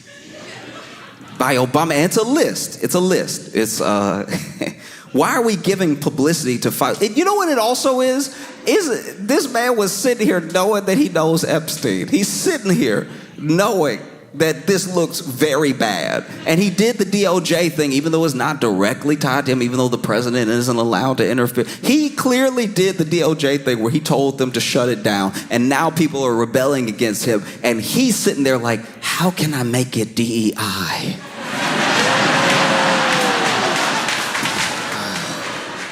Obama.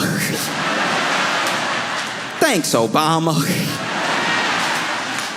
Why are we giving publicity to files written by Obama, Crooked Hillary, Comey, Brennan, and the losers and criminals of the Biden administration? So I guess they were all in a room in this scenario, and they wrote the files together in tandem. Like, Obama just knew that everyone in the Biden administration would be in the Biden administration one day, so he gathered them all together. But this is also before Epstein ever died or anything, so Obama time traveled to like right after to know it would hurt Trump, so then he came back in regular time and he sat down Hillary Clinton, Comey, Brennan, and the loser. He had to get all the losers and criminals of the Biden administration in one room so they could write. Also, wrote the files? Isn't it a bunch of documents? And the losers and criminals of the Biden administration. I do like that he said there are criminals in the Biden administration, but there are some people who aren't criminals. They're just losers. But I want to make sure I address them too. You're not safe. You're not safe just because you're not a criminal if you're a loser as well, all right? In fact, you're a loser because you're not a criminal, all right? I have 34 felony convictions, and I'm the president, okay? You out here not even a criminal. You can't even criminal good. Loser. And the losers and criminals of the Biden administration who conned the world with Russia, Russia hoax, 51 intelligence agents, intelligence is in quotes, the laptop from hell. I don't know what that means. I don't know. I really don't know what that is. I don't know if that's like Hunter Biden's laptop or a laptop with Hillary's emails on it, or if he just had a bad experience with an HP laptop. But like, that is also in all caps. The laptop from hell and more, question mark. They created the Epstein files just like they created the fake, all caps, Hillary Clinton, Christopher Steele dossier that they used on me. And now my so-called friends, this man hurt because my so-called friends As a world leader, my so-called friends is the most Regina George Mean Girls line I've ever heard in my entire life. My so-called friends is wild. Foreign diplomats, world leaders had a dinner that Trump was at, and they made fun. This is his first term. They made fun of him at the dinner. He could probably hear him in the background. They were laughing. It was like Boris Johnson and Justin Trudeau and other people, and they were over here doing him. They were over here, like just making fun of him hard, cracking up, talking about how he doesn't know how to spell, everything. They were getting him good. They were roasting him. And then this man comes back to the U.S. and I'm pretty sure it was Fox News that played the tape that somebody got of them making fun of him, not with a bunch of audio, and his head was down a little bit. You could tell his feelings were hurt, for real. And he was looking down and everything. And he just said, yeah, I didn't know that, like, they were, like fake like that or anything. Even in that moment, he didn't say, my so-called friends. My so-called friends is insane. And now my so-called friends are playing right into their hands. Why didn't these radical left lunatics release the Epstein files? If there was anything in there that could have hurt the MAGA movement, why didn't they use it? And this is good. This is clever. He's doing what he does. This is the Republican talking point that's going to go around. Look for it over and over and over again. Well, why didn't Biden release the Epstein files? If there was anything in there that could hurt Trump, that could derail MAGA, why didn't he release it? All right, that's the most I know you are, but what am I logic I've ever heard in my life? Because you're the president now, so you could release them. I know that Biden didn't release them, but you could release them. You could. You could release them if you wanted. You could, you could, like I dare you. I was just saying, like I dare you. I bet you won't. I bet you're too scared. I bet you won't. But you could. I know Biden didn't, but you're the president now, and I thought you were a better president, so you could. You could do anything that Biden didn't do. You said that. You were like, there's a bunch of things Biden can't do that I can do that only I can do, and one of those things is release the Epstein files. Like, do it. I bet you won't do it, though, because you're scared. No, it's just funny, man. This man, he's going through it. Why didn't they use it? They haven't even given up on the John F. Kennedy or the MLK Jr. files, which is a terrible idea to bring up different conspiracy-laden things while you talk about there not being a conspiracy. That's crazy. That's a terrible move. This man is derailing. No matter how much success we have had securing the border, deporting criminals, fixing the economy, energy dominance, a safer world where Iran will not have nuclear weapons, it's never enough for some people. This man is spiraling. It's never enough for some people is not what a president says. It's never enough for some people is not how you speak as a president. That's how you speak as a dad who just finished a 16-hour shift and somebody tells you to take out the trash. It's never enough for you people. Every day, I've been awake for 24 hours. It's my birthday. Yeah, thanks for the time. It's never enough for some people. We are about to achieve more in 6 months than any other administration has achieved in over 100 years. And that's true. That's true. We're all going to die. And we have so much more to do. We are saving our country and making America great again, all caps, which will continue to be our complete priority, all caps. The left is imploding. Kash Patel and the FBI must be focused on investigating voter fraud, political corruption, Act Blue, the rigged and stolen election of 2020, and arresting thugs and criminals instead of spending month after month looking at nothing but the same old radical left-inspired documents on Jeffrey Epstein. Let Pam Bondi do her job, all caps. She's great, all caps. The 2020 election was rigged and stolen, and they tried to do the same thing in 2024. That's what she's looking into as AG, and much more. 1 year ago, our country was dead, all caps. Now it's the hottest, all caps, country anywhere in the world. Let's keep it that way and not waste time and energy on Jeffrey Epstein, somebody that nobody cares about.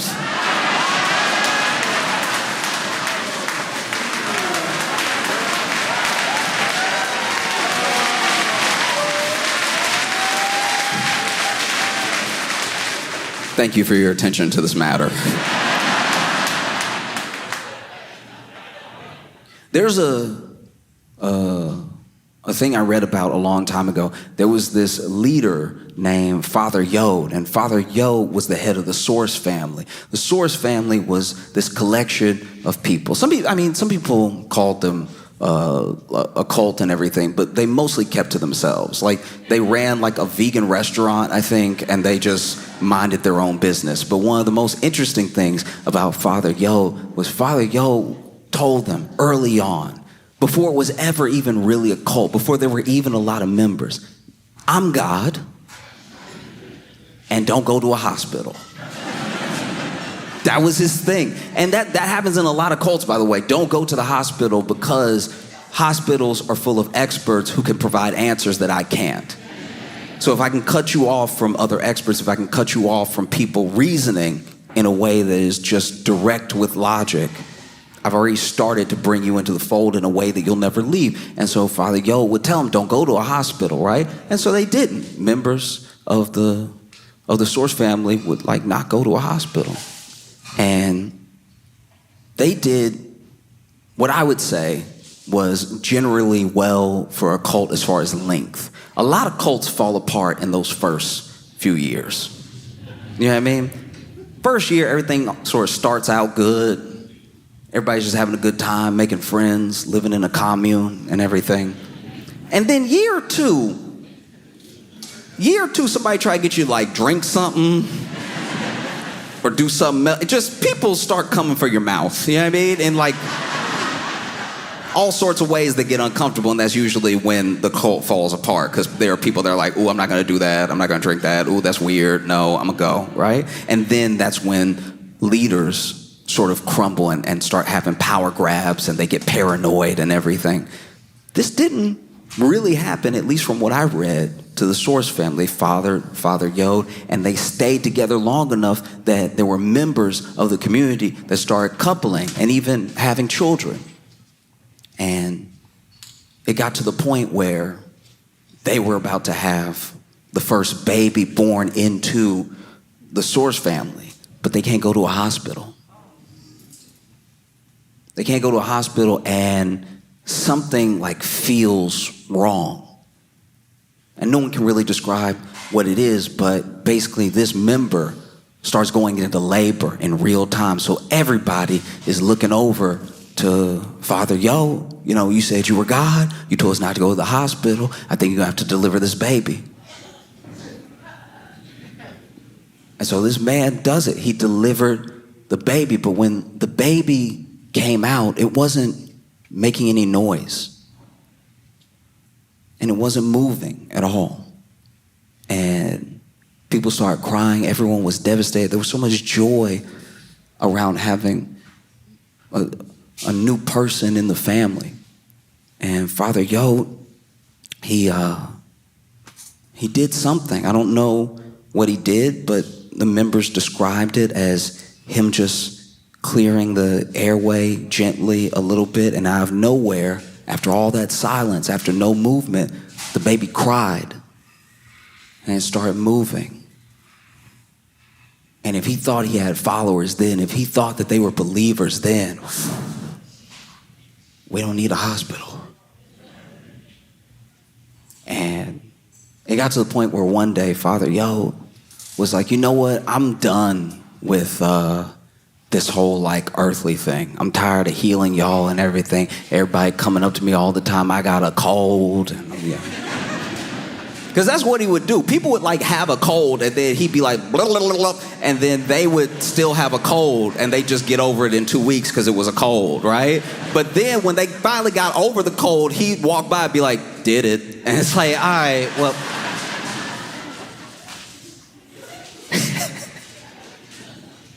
And so, just one day, Father Yod said, you know what I'm gonna do? I'm gonna take a vacation. Get away from y'all for a little bit. I'll come back, but I'm gonna take a vacation. I'm gonna take it in heaven. And so he got on a 1,300-foot cliff with a glider. Because I guess he thought he was gonna glide up enough to just like get to heaven's front door or something. Like this man is truly like lost to the sauce, right? He been leading the cult too long. He believe him now. I wish I had half the confidence. Because that's so crazy to think you're just going to fly up to heaven and stay up there, but you also need a glider. Do you know what I mean? Like, at least people on ecstasy think they go to just fly immediately, you know? This dude gets on the glider, takes off, and never did this before in his life. Wasn't trained or anything. And so he jumps off the cliff in the glider, and he goes perfectly down. He goes straight down. This man, bow, right? And so the followers like, oh, he went the wrong way. And then they come down the cliff and everything, and they come to get him. He laid out. I can't even do it. He laid out. He laid out like, but not like busted up. He's not dead. He's laid out like this. And didn't have any, to what I read at least, he didn't have any significant, any substantial like bruising or markups on his body. Another miracle, you would think. Turns out everything stayed intact, but his guts were all upside down. Like this man stayed perfectly in his body, but his lungs were in his feet. Like and so they run up on him, and he over here laid out like, I can't even do it right. Like he laid out like,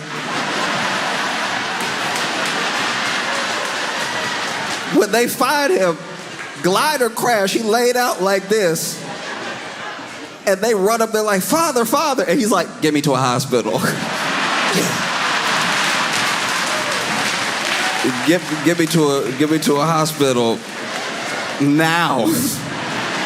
And the followers are like, what? And he's like, yeah, the one on 32 Roscoe, please. Hurry up and get me to a hospital.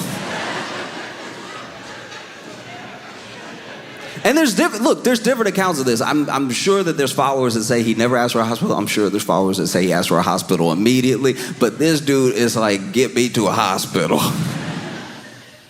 And then the followers are like, what? Why though?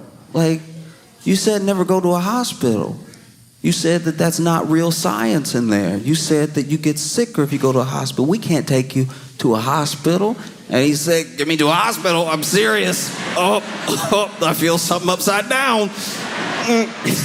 You know what it probably sounded like? I mean, I'm not there. We don't have the footage or anything. But I imagine if you fall 1,300 feet down, you probably sound like that grape lady. Remember that grape lady that was crushing the grapes, and then she fell, and then she went, arr, arr, arr, arr, arr, arr.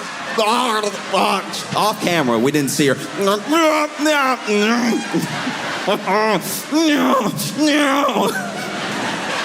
Because I'm sure when he said, get me to a hospital, they really didn't understand what he was saying at first, because he was like, get me to a hospital. Get me to a,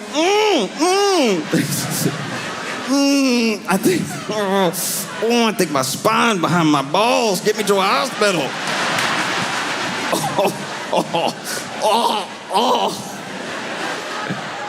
But then my man looked intact. So they're like, no, he doesn't need a hospital, he just needs rest. And then he died 9 hours later.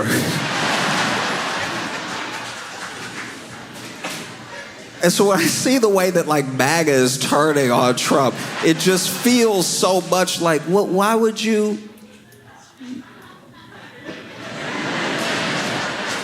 Wait. Why would he lie? He really doesn't understand. Trump truly doesn't understand why this thing won't go away. And it's because he doesn't understand people. You know? Whether it's, you know, the MAGA base, whether it's Q, whether it's anybody online, anybody interested or concerned about anything to do with Epstein, All those people are people. So if you lead people on and you lie to people, they have a reaction. You can't just get something and give nothing in return. And people won't let it go, and they won't give up on it, because this man is real. He really existed. And he really destroyed a lot of lives. And for all of our faults as humans, we care about that. And so no, we're not just gonna let it go. It's not like some passing fad of a thing. I think it is to him, because he just uses what he needs while he needs it to get what he wants. And once he has it, he throws it or the person who gave it to him away. And it's something that some people are finding out right now, that he'll betray you on a dime. Nothing matters to him. Because if this thing doesn't matter to him, then nothing matters to him at all. There's no way around it. People care because vulnerable people were victimized for a very long time. And whatever part you had to do with that, it can't be covered up, because there's nothing that screams, I'm in the Epstein files, like, stop looking for the Epstein files. One thing that I thought was incredible, one thing that put a smile on my face, was when Rosie O'Donnell responded to Donald Trump talking about revoking her citizenship. And I know I don't like to pull out my phone, but I want to read you what she said. You can actually look. You can actually. This is on her Instagram, so you can actually look this up for yourself. I'm not kidding. This is crazy. So first thing she does is post a picture of Trump and Epstein together, which is genuinely hilarious. And is Rosie O'Donnell posted in the caption, "Hey Donald, you rattled again?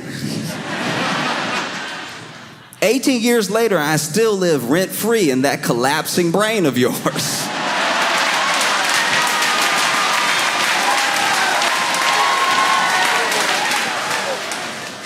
I'm gonna be honest with you right now. I watch the news all the time. I watch people try to defend Trump. I watch people attack Trump, and I'm chronically online. So I watch people insult Trump all day long, and I have never come across collapsing brains. Collapsing brain would actually explain everything. It would explain the made-up words. It would explain the spelling.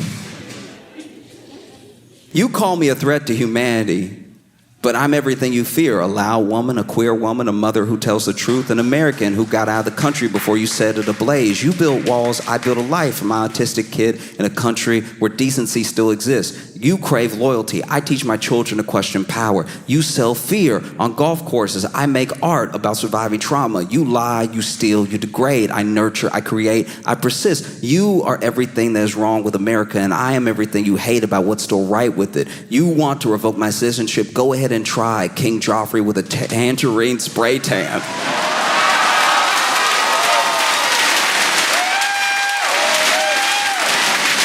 Jeez.